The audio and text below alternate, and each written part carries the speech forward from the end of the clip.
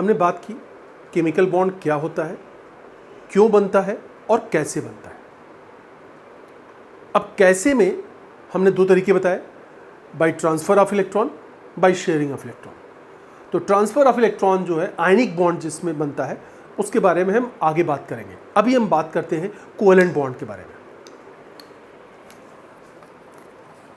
What is a covalent bond?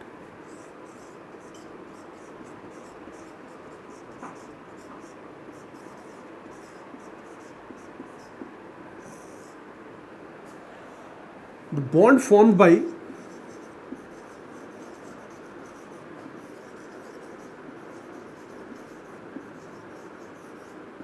by sharing of electrons, rather equal sharing लिखो, equal sharing of electrons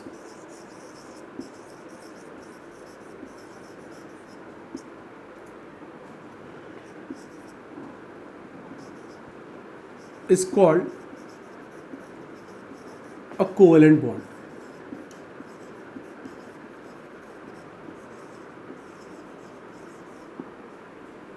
कुछ examples देखते हैं।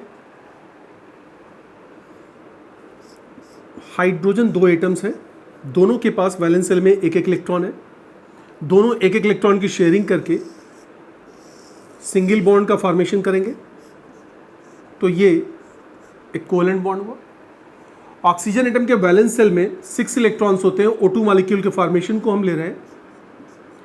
दोनों oxygen atom के पास 6 electrons है वैलेंस शेल में, दो इलेक्ट्रॉन की शेयरिंग होगी दोनों का ऑक्टेट पूरा करने के लिए।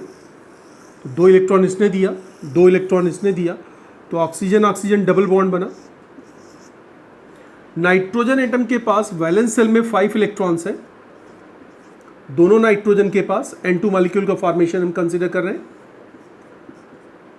और इन दोनों के बीच में जो शेयरिंग होगी 3 इलेक्ट्रॉन्स की शेयरिंग होगी, तो इन दोनों के बीच में ट्रिपल बॉन्ड का फॉर्मेशन होगा। all these 3 bonds are formed by equal sharing of electrons. इसने एक इलेक्ट्रॉन दिया शेयरिंग के लिए तो इसने भी एक दिया, इसने 2 दिया तो इसने भी 2 दिया, इसने 3 दिया तो इसने भी 3 दिया। तो all these 3 bonds are covalent bonds because they are formed by equal sharing of electrons between the atoms. अब इसमें भी 2 तरीके के बॉन्ड्स होते हैं, कोवेलेंट बॉन्ड भी, पोलर और नॉन पोलर। ये जो हमारे पास बॉन्ड है इनमें इलेक्ट्रोनेगेटिविटी का डिफरेंस जो है वो 0 है। 2 एटम्स जिनके बीच में बॉन्ड का फॉर्मेशन हो रहा है, अगर उन दोनों के बीच में इलेक्ट्रोनेगेटिविटी का डिफरेंस 0 है तो ऐसा बॉन्ड जो होगा उसको हम बोलेंगे नॉन पोलर बॉन्ड।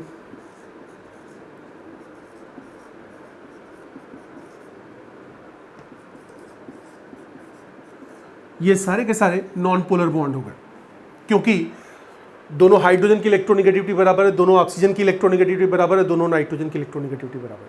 लेकिन कुछ ऐसे भी मॉलिक्यूल्स होते हैं जहां पर इलेक्ट्रोनेगेटिविटी दोनों एटम्स की बराबर नहीं होती, तो ऐसे केस में जो बॉन्ड बनता है उसको हम बोलते हैं पोलर कोवेलेंट बॉन्ड। जैसे देखें HCl मॉलिक्यूल को लें, हाइड्रोजन के पास वैलेंस शेल में 1 इलेक्ट्रॉन, क्लोरीन के पास 7 इलेक्ट्रॉन्स। क्लोरीन को अपना ऑक्टेट पूरा करने के लिए 1 इलेक्ट्रॉन चाहिए और हाइड्रोजन को अपना डुप्लेट पूरा करने के लिए भी 1 इलेक्ट्रॉन चाहिए। तो दोनों के बीच में 1 इलेक्ट्रॉन की शेयरिंग, बराबर इलेक्ट्रॉन की शेयरिंग है, इसने 1 इलेक्ट्रॉन दिया तो इसने भी दिया। लेकिन ये जो बॉन्ड बनेगा, ये बॉन्ड जो होगा वो पोलर कोवेलेंट बॉन्ड होगा, because chlorine is more electronegative, this will require delta negative charge and hydrogen will require delta positive charge. Fractional charge हमारे पास है, दोनों के ऊपर चार्ज आ जाता है, तो that bond is called polar covalent bond, क्योंकि यहाँ पर पोलरिटी जनरेट हो गई। अब दोनों के बीच में पोलरिटी जनरेट हो गई। What do you mean by polarity? यहाँ पर चार्ज का अनइक्वल डिस्ट्रीब्यूशन है, एक पर इलेक्ट्रॉन डेंसिटी बढ़ गई और दूसरे पर इलेक्ट्रॉन डिफिशियंसी हो गई। तो जिस पर इलेक्ट्रॉन डेंसिटी बढ़ी उस पर फ्रैक्शनल नेगेटिव चार्ज, और जिस पर इलेक्ट्रॉन डेंसिटी कम हुई उस पर fractional positive charge. Charge fractional नहीं होता, ये टाइम एवरेज पर लिया हुआ चार्ज है। इसके बारे में हम आगे बात करेंगे जब वीक फोर्सेस की बात करेंगे। तो 2 तरीके के कोवेलेंट बॉन्ड्स हो गए। This is non polar, H2, O2, N2 इन सभी मॉलिक्यूल में नॉन पोलर बॉन्ड है, और यहाँ पर ये बॉन्ड जो है इसमें दोनों की इलेक्ट्रोनेगेटिविटी इज नॉन जीरो। जब इलेक्ट्रोनेगेटिविटी का डिफरेंस नॉन जीरो हो तो ऐसा बॉन्ड जो होगा that bond is called polar covalent bond. Polar covalent bond.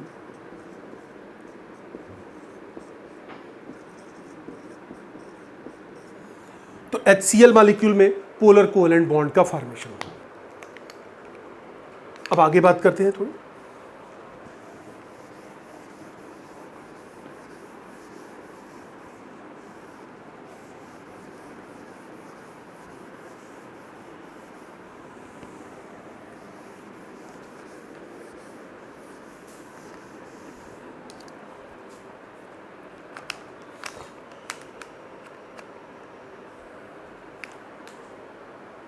अब हम बात करते हैं एसिड बेस कॉन्सेप्ट की। कोऑर्डिनेट कोवेलेंट बॉन्ड पर जाने से पहले हम बात करेंगे एसिड बेस कॉन्सेप्ट की। क्या होता है एसिड बेस कॉन्सेप्ट? 3 तरीके के एसिड बेस कॉन्सेप्ट हैं। एक के बारे में तुम लोगों को मालूम है, that is Arrhenius acid base. 2 नए कॉन्सेप्ट मैं यहां पर बताऊंगा, ब्रॉन्स्टेड लाउरी और लेविस एसिड बेस कॉन्सेप्ट। तो इन एसिड बेस कॉन्सेप्ट्स को हम पढ़ करके बहुत थोड़े टाइम में 10 to 15 मिनट्स लगेंगे। इन तीनों कॉन्सेप्ट को एक बेसिक आइडिया दूंगा, फिर उसके बाद आगे बढ़ेंगे। तो what are the concepts?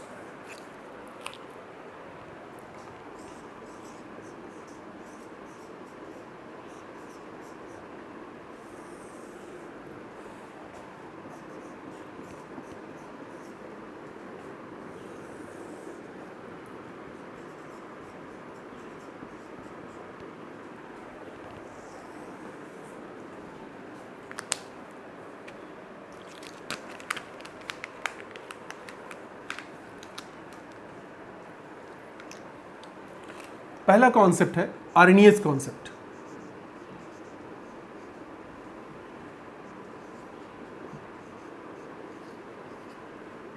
Arrhenius concept में एसिड को कैसे डिफाइन करते हैं? एसिड वो सब्सटेंसेस होते हैं जो एक्वस सॉल्यूशन में H+ आयन या हाइड्रोनियम आयन देते हैं, विच फर्निश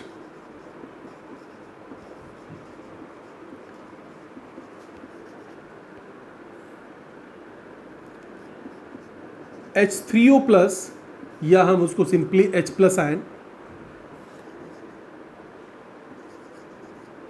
इन एक्वस सॉल्यूशन।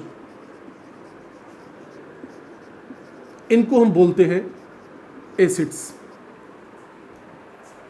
जो एक्वस सॉल्यूशन में hydronium ion that is H+ ion देता है, उनको हम बोलते हैं acids. Like HCl, hydrochloric acid, sulphuric acid, phosphoric acid, nitric acid, acetic acid, बहुत सारे एसिड्स हैं। ऑक्जेलिक एसिड, बहुत सारे एग्जाम्पल्स तुम्हें मालूम होंगे, लिख सकते हो। All these are acids as per Arrhenius concept. क्योंकि एक्वस सॉल्यूशन में इनको डालेंगे तो ये सभी के सभी H+ आयन देंगे, जो कि वाटर के साथ कंबाइन करके hydronium ion that is H3O+ ion का फॉर्मेशन कर लेते हैं। Now what are basis?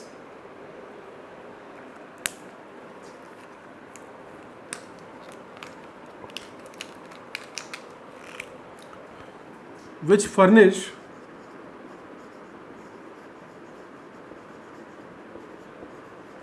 OH- ion in aqueous solution। जो एक्वस सोल्यूशन में OH- आयन देगा उसको हम बोलेंगे आर्हेनियस के हिसाब से as base. Like NaOH, KOH, CaOH twice, BaOH twice, ammonium hydroxide, all these are bases. बहुत सारे बेसिस लिख सकते हो इस तरीके से। ये कॉन्सेप्ट के बारे में तुम्हें पहले से पता है। आर्हेनियस के हिसाब से एसिड वो जो एक्वस सॉल्यूशन में H+ आयन या hydronium ion they, like these HCl, H2SO4, H3PO4, HNO3, acetic acid, oxalic acid. और बेस वो जो एक्वस सॉल्यूशन में हाइड्रोक्साइड आयन फर्निश करता है, उसको हम बोलते हैं base. Like NaOH, KOH, CaOH twice, BaOH twice, ammonium hydroxide, many more. ये तो हमारे कॉन्सेप्ट, पहला कॉन्सेप्ट हो गया, दैट इज आरएनएस कॉन्सेप्ट। अब दूसरे कॉन्सेप्ट पर आते हैं। मैं इसको रब कर रहा हूं, हटा रहा हूं।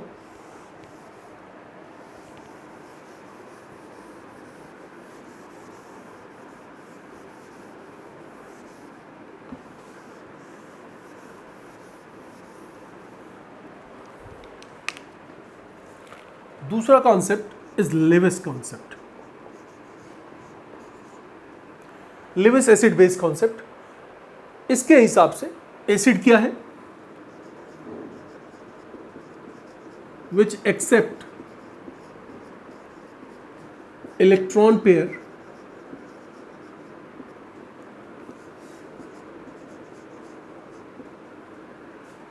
और जो इलेक्ट्रॉन पेयर एक्सेप्ट करने वाला होगा उसके पास इलेक्ट्रॉन की डिफिशियंसी होगी, that is electron deficient species. Electron तो वही लेगा जिसके पास इलेक्ट्रॉन की डिफिशियंसी होगी। ऐसे सब्सटेंसेस को हम बोलते हैं एसिड्स एज पर लिविस। तो जैसे BX3 बोरॉन के try halides, X can be FClBrI, AlX3, X can be ClBrI। Actually aluminium fluoride को मैं नहीं ले रहा हूँ, एल्यूमिनियम फ्लोराइड इज आयनिक, और AlX3 जो हमारे पास है वो कोवेलेंट मॉलिक्यूल्स है। कोई भी डी ब्लॉक कटायन लिख सकते हो, H+ आयन भी लिख सकते हो, और डी ब्लॉक का कोई भी कटायन ले लो जो तुम्हें मर्जी आए। Scandium 3+, titanium 2+, vanadium 3+, chromium 3+, charge भी तुम वेरी करा सकते हो, Mn2+, cobalt 2+, nickel 2+, copper 2+, zinc 2+, कोई भी ट्रांजिशन मेटल आयन ले सकते हो। डी ब्लॉक के मेटल आयन कोई भी ले सकते हो, ट्रांजिशन मेटल और डी ब्लॉक के मेटल्स दोनों ले सकते हो। They all act as Lewis acid, क्योंकि इनके पास एम्प्टी ऑर्बिटल्स होते हैं जिसमें ये इलेक्ट्रॉन पेयर एक्सेप्ट कर लेते हैं। तो जो इलेक्ट्रॉन डेफिशिएंट स्पीसीज हैं जिसमें इलेक्ट्रॉन डिफिशियंसी है वो लिविस एसिड की तरह बिहेव करेंगे। आते हैं बेस पर। बेसिस किसको बोलेंगे? इलेक्ट्रॉन पेयर डोनर, विच डोनेट इलेक्ट्रॉन पेयर। तो जो इलेक्ट्रॉन पेयर डोनेट वही कर सकता है जिसके पास इलेक्ट्रॉन रिचनेस हो, that is electron rich species.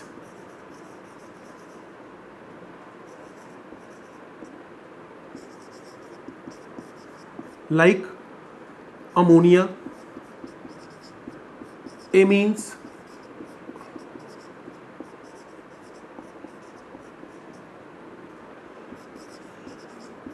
Are alkyl group को रिप्रेजेंट करता है। मिथाइल ले सकते हो, इथाइल ले सकते हो, प्रोपाइल ले सकते हो, कोई भी। एल्कोहल्स, ईथर्स, आर हमेशा ध्यान रखना एल्काइल ग्रुप है। Water OH-, NH2-, X-, X जो यहाँ पर हैलोजेंस है, FClBrI।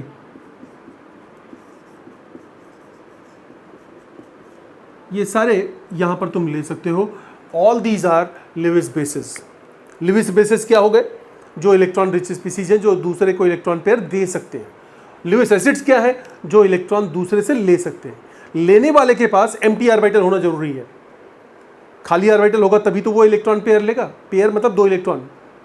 और देने वाले के पास कम से कम 1 लोन पेयर होना चाहिए। मैं यहाँ पर कुछ लोन पेयर दिखा दे रहा हूँ, कम से कम 1 लोन पेयर मैं दिखा दे रहा हूँ जहाँ पर है। हो सकता है कि वहाँ पर 1 ही हो सकता है कि 1 से ज़्यादा भी हो। मैं केवल 1 दिखा रहा हूँ।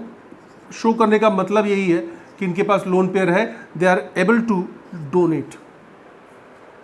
ये इलेक्ट्रॉन रिच स्पीसीज जो है दे आर लिविस बेसिस, और electron deficient species are Lewis acids. तो आरएनएस के हिसाब से एसिड क्या था? जो एक्वस सोल्यूशन में हाइड्रोनियम आयन या H+ आयन देता है। बेस क्या था? जो एक्वस सोल्यूशन में हाइड्रोक्साइड आयन देता है। लिविस के हिसाब से उसका कोई लेना देना ही नहीं है, ऑल टुगेदर डिफरेंट कैटेगरी हो गई। इलेक्ट्रॉन डेफिशिएंट स्पीसीज, जिनके पास इलेक्ट्रॉन की कमी है, वैकेंट ऑर्बिटल है और लेने के इलेक्ट्रॉन पेयर को लेने की कैपेबिलिटी है, they are called electron deficient species, that is Lewis acids. और उसमें ये सारे हमारे एग्जांपल्स हो गए। डी ब्लॉक का कोई भी मेटल आयन ले सकते हो, H+ आयन ले सकते हो, ये ले सकते हो। और लेविस के हिसाब से बेस वो है जो इलेक्ट्रॉन पेयर डोनर है, और इलेक्ट्रॉन पेयर डोनर है इसका मतलब उसके पास कम से कम एक्स्ट्रा इलेक्ट्रॉन पेयर होगा, मतलब वो इलेक्ट्रॉन रिच होगा। जो इलेक्ट्रॉन रिच होगा वो लेविस बेस होगा। ये सारे एग्जांपल्स वहाँ पर लिखा। तो दो कॉन्सेप्ट हमने पढ़ लिए, आर्रेनियस और लेविस। अब तीसरे कॉन्सेप्ट पर आते हैं, that is ब्राउनस्टेड-लाउरी।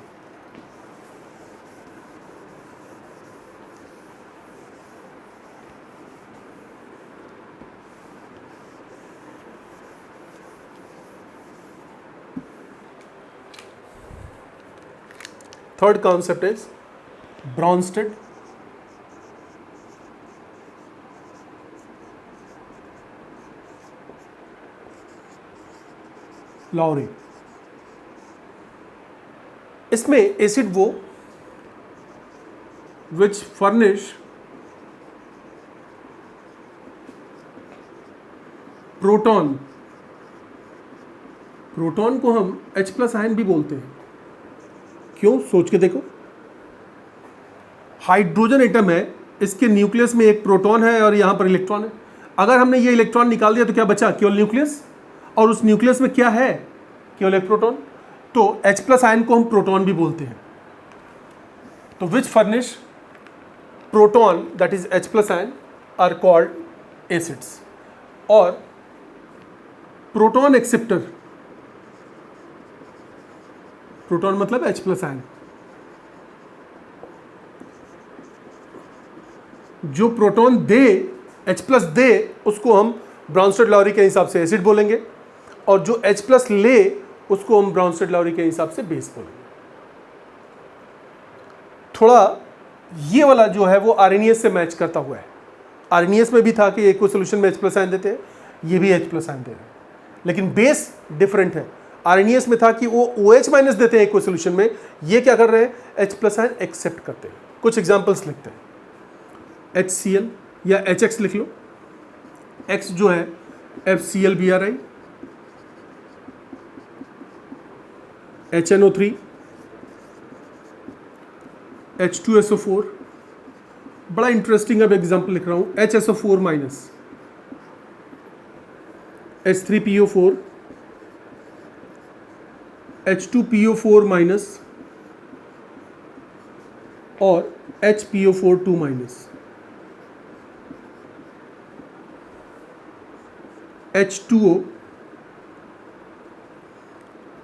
H3O+, H2O, ammonium ion, ammonia, alcohols, R means alkyl group. ये सारे हमारे ब्राउनस्टेड-लाउरी के हिसाब से एसिड्स हैं। बेसिस जो H+ आयन एक्सेप्टर होंगे। X-, X जो है वो X FCl-Bri है, halides. NO3-, HSO4-, sulphate ion. देखो यहाँ इस वाले को कुछ ऐसे भी हैं जिसको कि मैं दोनों जगहों पर लिखूंगा।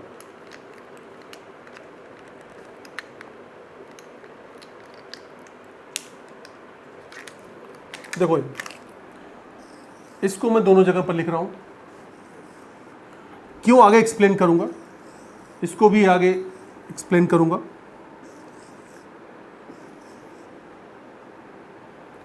इन सभी को मैं दोनों जगह रिपीट करूंगा।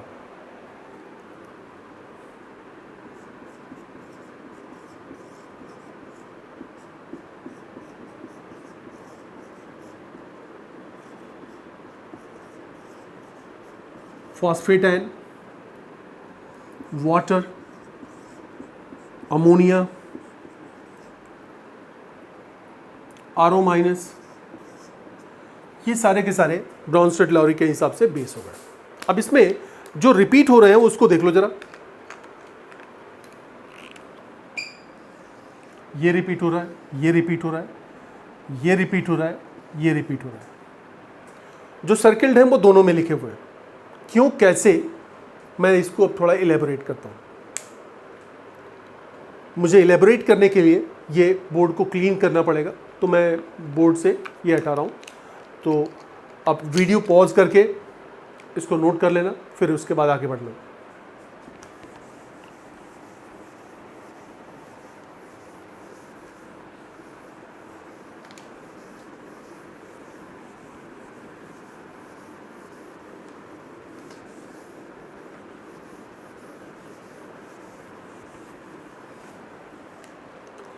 ब्राउनस्टेड लॉरी के हिसाब से एसिड और बेस में क्या रिलेशन है? एसिड को हमने डिफाइन किया प्रोटॉन डोनर, प्रोटॉन मतलब H plus ion plus base मिलेगा। ध्यान देना, इस एसिड का कॉन्जुगेट बेस मिलेगा तब जब उसमें से एक H प्लस निकाल दोगे। एग्जाम्पल देखो, H2SO4 मैंने लिखा, इसमें से एक H प्लस निकाल लो, क्या बचेगा? HSO4 minus. तो HSO4 minus is conjugate base of H2SO4। HSO4 minus is conjugate base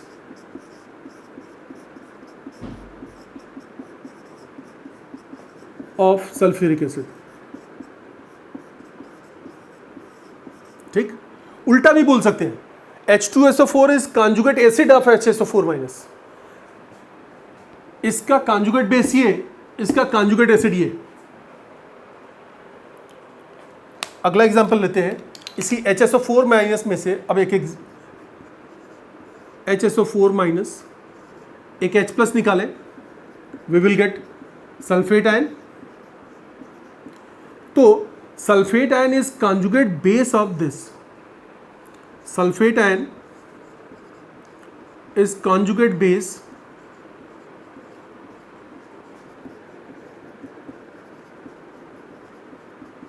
of HSO4 minus, और HSO4 minus is conjugate acid of sulfate ion. HSO4 minus is conjugate acid of sulfate ion. देखो, इस reaction में ये acid के नीचे आ रहा है और इस रिएक्शन में ये बेस के नीचे आ रहा है, तो इसके रेस्पेक्ट में ये बेस हो गया, मतलब सल्फ्यूरिक एसिड का conjugate base is HSO4 minus, जबकि इसके रेस्पेक्ट में ये एसिड हो गया।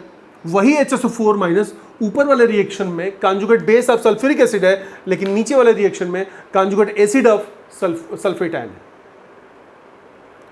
तो इसीलिए कई एग्जाम्पल हमने रिपीट किए थे, और ये दोनों एक दूसरे के कॉन्जुगेट एसिड बेस पेयर कहलाते हैं। Conjugate acid base pair, what does it mean? Sulphuric acid का conjugate base HSO4 minus, HSO4 minus का conjugate acid sulphuric acid, HSO4 minus का conjugate base sulphate ion, sulphate ion का conjugate acid HSO4 minus. ध्यान रखना हमेशा, किसी भी base का कॉन्जुगेट एसिड पाने के लिए केवल एक H प्लस उसमें ऐड कर दो। किसी भी बेस का कॉन्जुगेट एसिड पाने के लिए एक H प्लस ऐड कर दो, और किसी भी एसिड का कॉन्जुगेट बेस पाने के लिए एक H प्लस निकाल दो। ये सिंपल रिलेशन है। तो अब मैं इसको भी रब करके और एग्जांपल्स यहाँ पर लेता हूँ, क्लियर होगा।